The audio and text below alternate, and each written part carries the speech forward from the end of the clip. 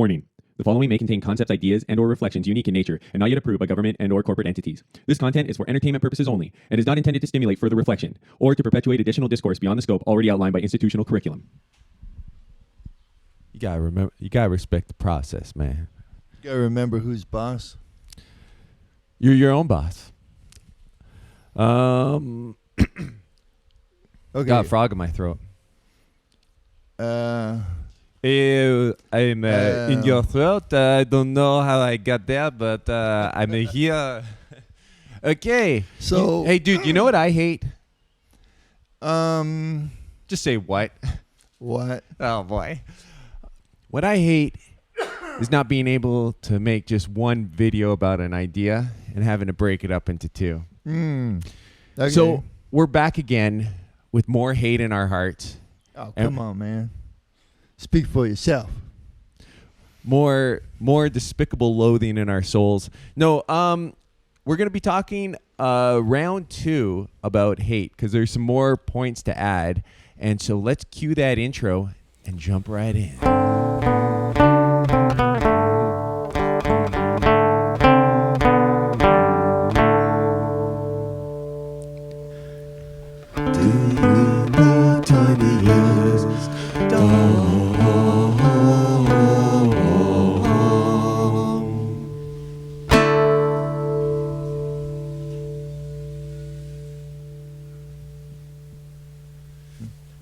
All right.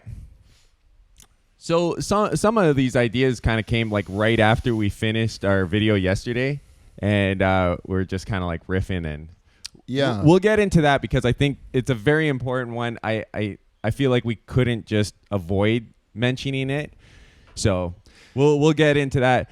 I do think that the first point I'd like to make is that a good way of indicating that we're talking about more of a dog whistle than anything else.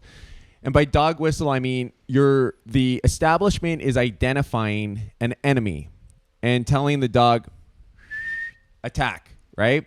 Because when they say this person is a spreader of hate, you know that the war drum is beating and all their dactyls need to unite as a mob and attack the target. Yeah, and it's amazing the way these little groups of collectivists, whether they're pumped out at these colleges and universities, where they're really being trained to respond to these type of things, and where they get a sense of identity is probably from these so-called learning institutions.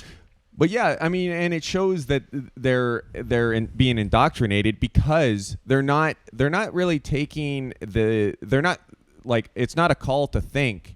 It's just a call. This is your enemy. And I think a good example of it is, hatred is just one word in our vocabulary. We have many others, but they don't say, loathing is a worrying trend online. We have a lot of loathsome people out there. Or there's people who disdain. Oh, I detest you. But detesting people doesn't seem to be a worrisome problem. You could detest people all you want, just as long as you don't hate them. Well, they might be very detestable. What about having an aversion towards a certain group of people? Aversion seems to be very subtle and mild. Animosity. Could you have animosity? Could you be growing a movement built upon animosity and the spread of animosity? That seems like it would be a worrying trend, but we're not worried about animosity spread, are we? No. We can spread as much animosity. Enmity. I mean, it's amazing, actually, how many words can be used to describe something that is detestable, loathsome, abhorrent. Repellent. We've got a lot. Antipathy or antipathy. No, antipathy. Revulsion. Odium. Rancor. I mean, there's a lot. Rancor. Repugnance. Repugnance. I mean, there's a lot of things to describe when you severely dislike something or someone or a group or a list of ideas. So it's interesting that now why these people seem to love to use synonyms, and they'll be shaking the synonym tree for any fruits to fall off in a typical setting. But in this case, in this particular moment, they're not worried about being descriptive anymore because we have a trigger word that's meant to initiate action. Response. Boom. Right. But are these what you consider?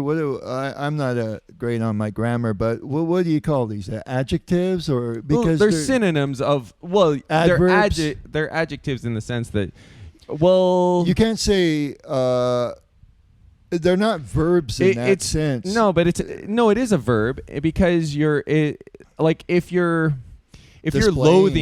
loathing something, you're in the action of loathing. The act of, if you're loath. detesting something, you're in the state action of loath. But loathing itself could be like just a noun. It's just a thing that exists. So I mean, it's basically.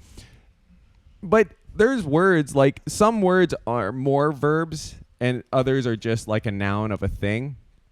But detesting is a good one. Loathing is a good one that basically you can use it to describe. Done your synonymous list, or you still got some more? No, I mean, I think the point has been made. I mean, I don't know what more enmity. Yeah, I mean, revulsion. You get the point. Yeah, it's. I mean, yeah, resentment. I think could be a really powerful one because when you resent something, I mean, that's something. You're not letting go of that shit. No. In a sense, you could say that resentment is a lot more long-lasting. And if people were spreading resentment online, you'd think that would be pretty worrisome too. But we're not really concerned about the meaning behind the word, just that the word identifies a problematic member of society. Really, this is the dog whistle moment, right? So let's jump in now from that and get into what would be. I almost jumped there, like I really told myself I'm going to jump in, and I did it. What would be a good example now of someone? Why would someone feel hate? And this is what we kind of realized is that a lot of times it's someone that's victimized is the one that feels hate. Right. The actual perpetrator of the victim, he's not really feeling hate because whatever he did to victimize the victim, he got what he wanted. What he wanted out of it. Yeah.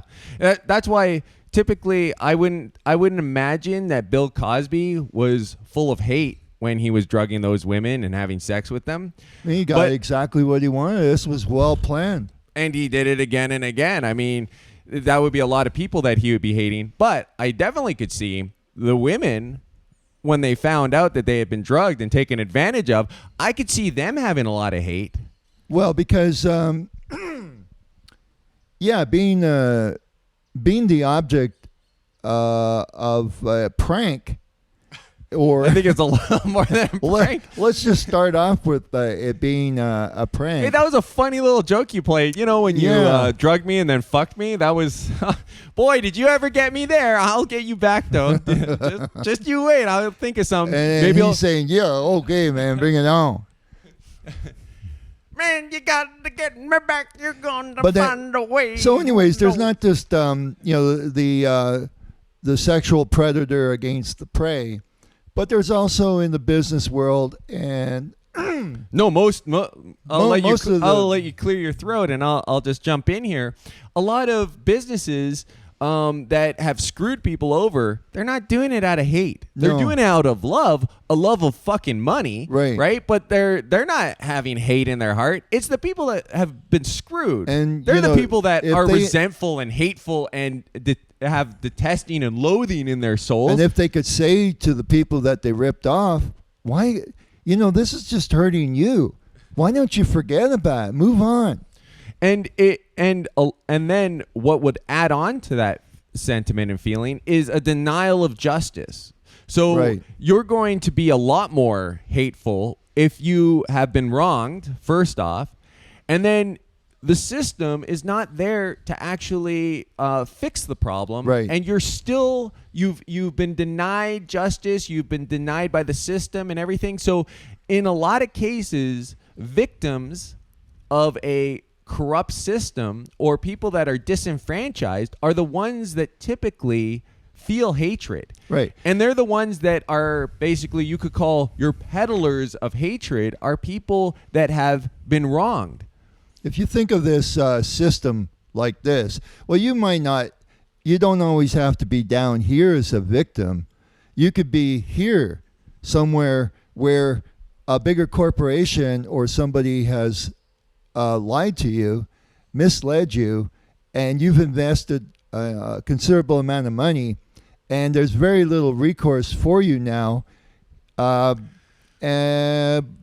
you want to hire a law firm. Yeah, but then you're going to get more hatred when you find out that they screw you too. Right. But here's the thing. I mean, if you think about all the words that they're trying to pull away from us, or the ideas that they're trying to implant, right? Right. Violence is never the answer. That is a great statement for someone that is about to financially screw you, or Right. screw you literally. But whatever it is, I mean, violence never being the answer. Legal action, you have no idea what the people representing me can do to the people that represent you. I'll tell you right now that if I was a card shark and I'm there like stacking the deck, I want to really impart on all these dupes that I'm about to screw over and take all their money. Remember, guys, what's the most important buzzword today? No violence, no hatred. Let's just walk away as losers and forget that anything happened. Yeah. Right? I mean, that's what forget that we got ripped off. Anybody that's going to screw you over, this is like the number one things. Let's never get violent. Violence, Or you should why are you living in the past?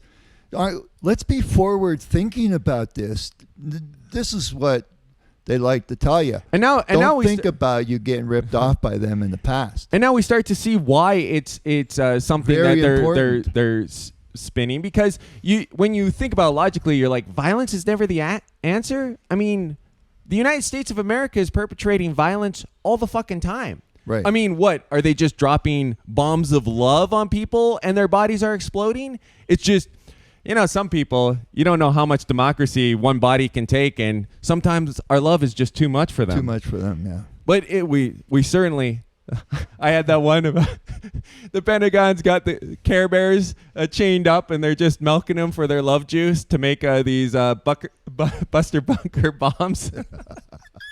Well, that was a lot of carrying. I mean, that was an explosive amount of carrying there. I think Al Qaeda just got cared a little too much right there. Well, I don't think people really want to accept the fact that our system's been hijacked by criminals, and so you got these different levels of criminality, and there's really no recourse because the judicial system, in my opinion, is all geared for whoever is paying the most money and whatever their position is in society. Yeah, the entirety of the system, from like every judicial branch, every administrative branch, it's all a rigged system. It's a giant, that expression of a casino gulag, right? Wasn't that Max Kaiser's expression? But he's a crypto retard, so... Well, now he had a good point. No, there. he's a crypto retard, retired. But the thing is that the casino gulag is a great expression for what we have. It's a giant casino. You're forced to gamble your money whether you want to or not. And you are going to lose because it's rigged and designed to lose.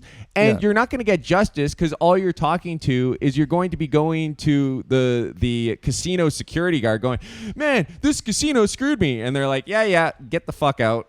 You got no more money? Get out. If you think that you're going to save yourself some money on and that you're fairly sharp and can present yourself in a court of law, and so you're going to represent yourself as a pro se litigant, forget it. It's not going to happen. You might think you're initially starting things off and that they're going to actually respect the fact that you're representing yourself. They don't. They're going to, everything is a pecking order. I'm like... Did you go to a community college to get your law degree? And this is what your person dressed in a gown is going to think, because I know where I got my law degree.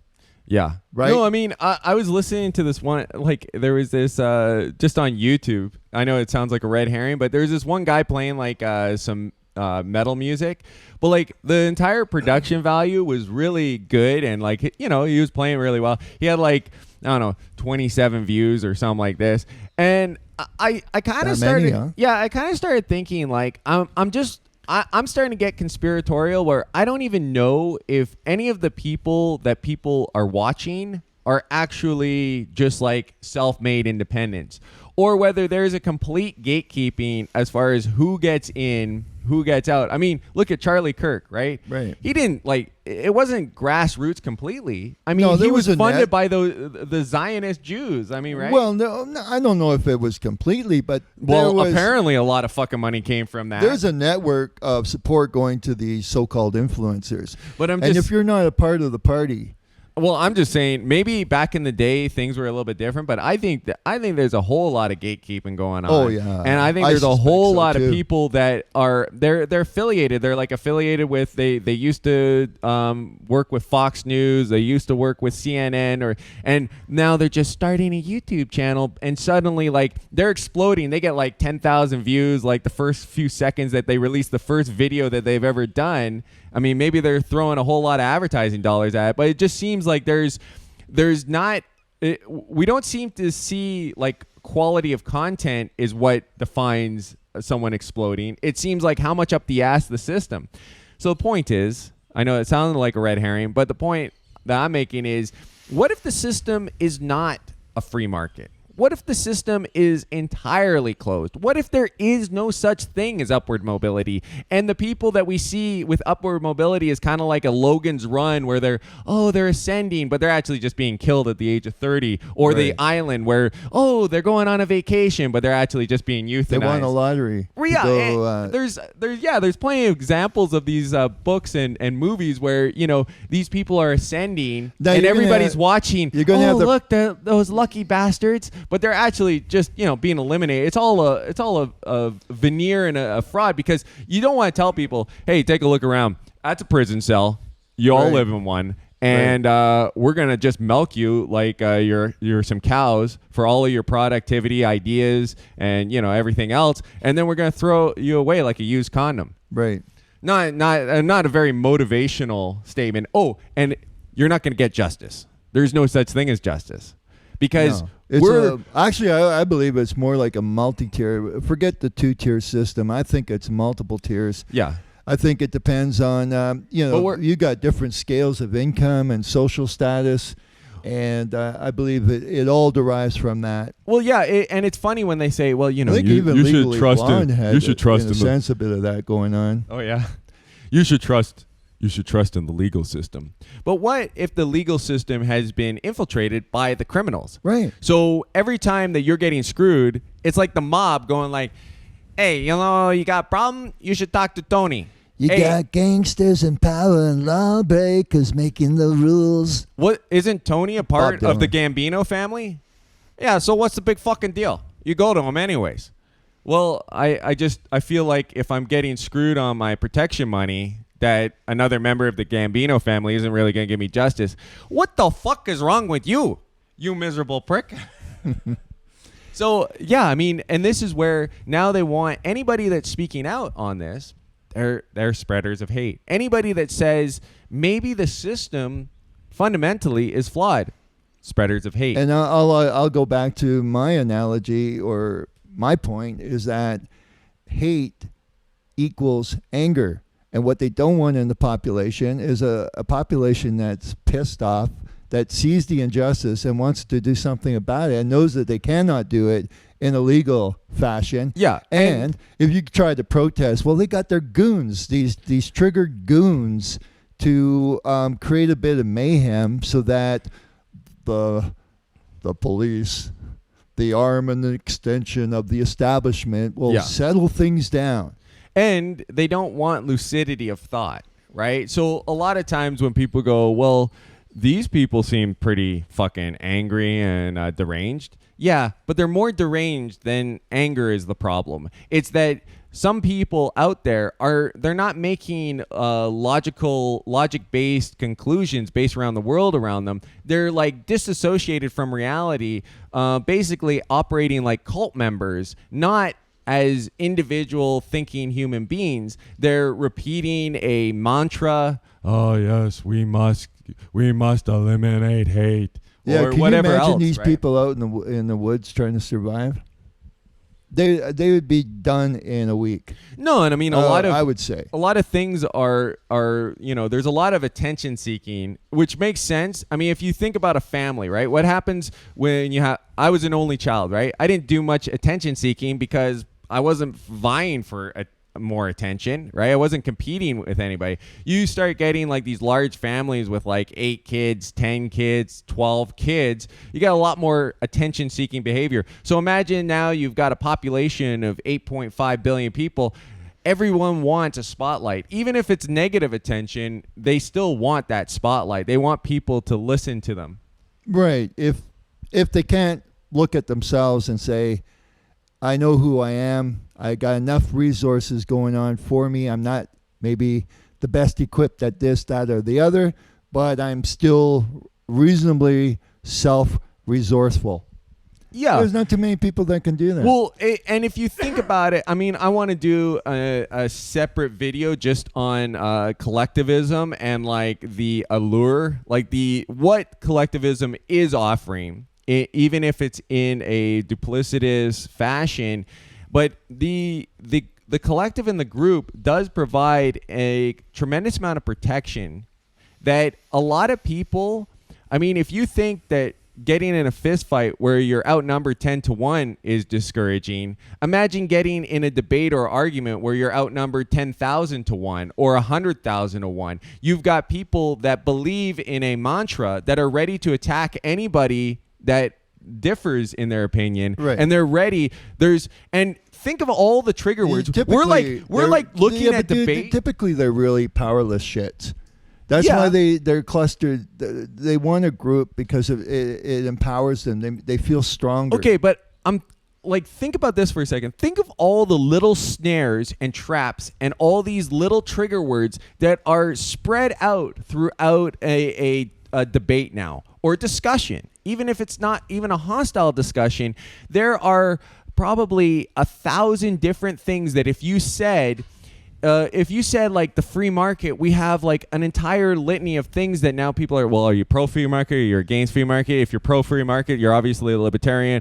Like you're automatically connected into some sort of group, sort of thought process. It's usually only 2 boxes. Well, typically it is. You're either left or you're right. You're either a commie or you're a capitalist. But there's a lot of things. I mean, you say pro-life, boom, it's like automatically people are like, okay, where do you fall in the political spectrum? You're obviously a traditionalist if you're pro-life. Right, or the other side, and there's really no nuance in the argument. There's no like, well, maybe we should kill retards, but maybe we shouldn't just get rid of a baby just because you like to fuck 20 guys every night. Or when somebody is raped, I used to think I would no grounds for abortion, but now I'm leaning towards get that seed out of her. Yeah, I mean, I think the reality is that most things should be nuanced. Most things should not be black or white. But and opinions most things can change from time to time. And experience also informs, right? Like it's weird that we go, this person, like you get a lot. I think a lot of times. The difference will be the difference in the classes, because you'll have people that had an upper middle class upbringing and they'll go, there's no excuse for thinking the way that you do. Yeah, well, this person lived in a fucking trailer park and they had like a rough experience. They were struggling to survive. That may inform. Why do we have this weird thing that like if someone is extremely psychotic, if they're like completely fucking psychotic, we have people out there making excuses for them. But if you've been mildly screwed in your lifetime, there's like no excuse for the way that you think.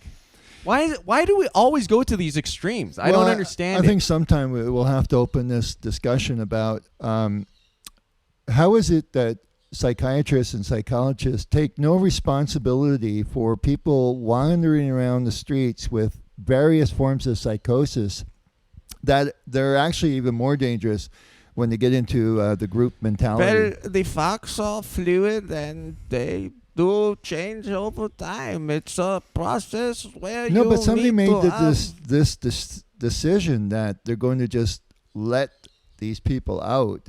And not only that, but they're going to actually harness and control, use a little bit of psychology in the colleges and universities to get these people in a sort of a group psychosis, so that when and if they want to unleash them on society, they just let them go.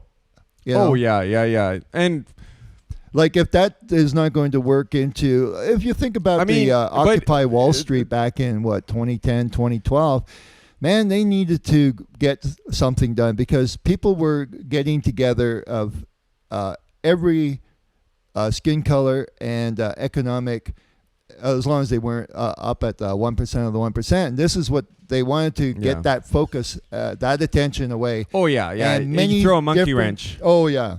Big monkey wrench. No, I mean this is the thing is there's so many ways in which you can devalue a legitimate argument, a legitimate movement, and especially having all of these like trigger dog whistle type moments where these rabid dogs are they have masters that get them moving, get them going. Like for example, when you go, well, he was a spreader of hate. Basically, we need no proof now, right? Nobody goes, well, okay, what specifically are we talking about? Oh, well, he loved the family.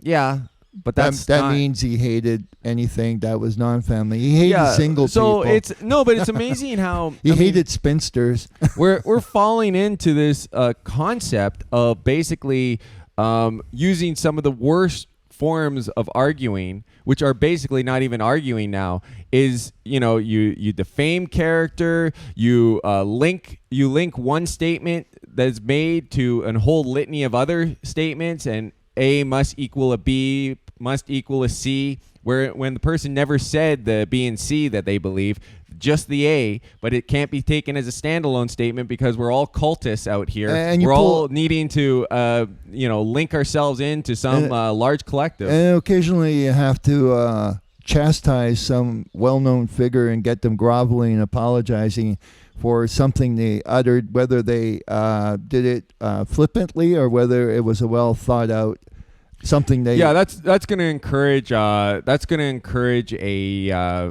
really good debate and critical thinking. Is if you happen to step on a landmine of being wrong, you're going to get your limb blown off because, God forbid you say something that is actually false even. Right. Even though when they present things, I mean, they said in the Charlie Kirk thing, well, the facts are fluid. I mean, what kind of fucking bullshit fucking statement is that? The facts are fluid? I think that was from the Canadian press. Yeah, but people should not be accepting this type of bullshit coming from, misinformation is so worrying online. You got these articles that are sometimes like fucking 4 sentences long, and then you're complaining that people are speculating what might have happened.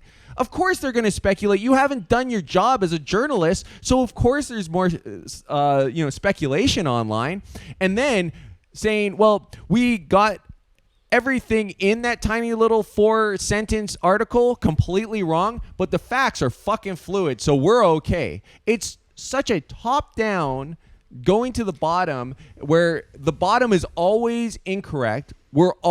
Anybody that is on the bottom rung of society is always in the wrong. Even if they're right, they're right in the wrong way. I mean, and then they're trying to tell you, well, just because we're holding you down and putting our boot on your neck, don't get angry. Don't use hate to solve, don't use violence to solve these problems. So it's like, yeah, well, of course. I'm sure that the slave masters were quite happy with impregnating the idea into their slaves let's not get violent, right? Let's not hate just because you're slightly, disadvantaged in this situation. Hate's not the answer. I'll tell you that right now, right? And if you have a problem, just go to your local authorities because they'll sort things out. Oh yeah. Right? Well, unfortunately, the laws are that I own you, but who knows? Right. Maybe things will change, right? So you just wait things out, right? Maybe 30, 40 years, you'll finally get your freedom. So this, anybody in a privileged position, right, is going to want to encourage passivity amongst the population because they're getting exactly what they want out of the situation. That's why there's such a war. Everything's going hunky-dory for them. There's such a war against hate, against aberrant behavior, against protesting anything that is anti-establishment because the established order is working for these rich pricks. I mean, it's working for these bankers, these billionaires, these trillionaires. They're getting everything that they want out of the system. Right. So the last thing that they want, you think that the French aristocracy wanted people to bring out a fucking giant razor blade? A giant razor blade? No, they were happy with the situation. It was the people that were getting run over in the streets with their carriages. They were the people that were filled with hate because they were getting screwed. They were being treated like animals. They were being starved. And Marie Antoinette was telling them, let them eat cake. There was all these things that were legitimate complaints, legitimate reasons why people were getting upset.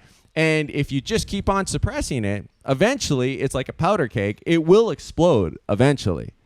So you can't, it's unsustainable. I guess they didn't get the memo that, if you just did a peaceful protest in the streets of Paris, the aristocracy would take notice and go, you know what? Maybe we are being a little bit unreasonable here. Sacre bleu, they walked around Champs-Élysées.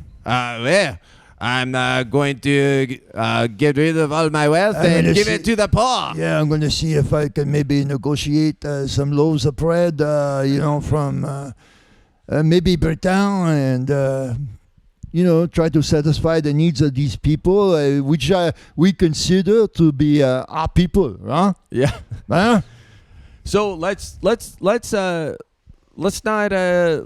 demonize the word hate. Let's get back on track of everything is open for discussion, right? And the worst crime that you can commit when you're putting forth an idea is not being wrong. It's just regurgitating what someone else has said, plagiarizing someone else's word, plagiarizing CNN or their talking points. If it's coming from you, doesn't matter how wrong you are. The only thing you have a right to express yourself. The only thing that's not up for discussion is toppling the 1% of the 1%. That is something that is non-negotiable. And I'm sure also, some of these things are like, no, never take violence. I guarantee you, they do not want anybody spouting about getting rid of a corporation as a legal entity. You can really call these people's bluff because it's something like this fine print shit that people kind of overlook. But like that right there, that one law is something that these pricks have used so much to screw people over and to get an advantage. Get rid of corporations as a legal entity, and you'll start to see what really matters to them. And all this hate and violence will be kind of like pale in comparison to the fact that they're going to protect that corporation come hell or high water. Guaranteed, right? Because it's a bit of a linchpin to the entire system of control through multinational corporations that have no connection to the nation state. But even in the Middle Ages, didn't they have really two court systems? There was the court in the court, resided over by His Majesty or Her Majesty, but then the peasants had their own sort of form of justice to deal with their own sort of problems. Yeah, that's a uniquely British thing though. But yeah, they did, like the sheriff was someone that was kind of elected from the proletariat to govern the proletariat. So they had their own Right. set of. That was just a curiosity there. Well, it's a good way to end the video on a red herring, though. Sure. Yeah. Because that red herring will open discussions to the next episode, possibly. Well, that's just like, your opinion, man. All right, guys. We'll have something different. We're gonna get off the hate topic now. Yeah. This is the last stop on the hate train. So I hope you've enjoyed it, and don't forget to pick up your garbage on your way out. And we'll see you on the next one. Ciao. Ciao.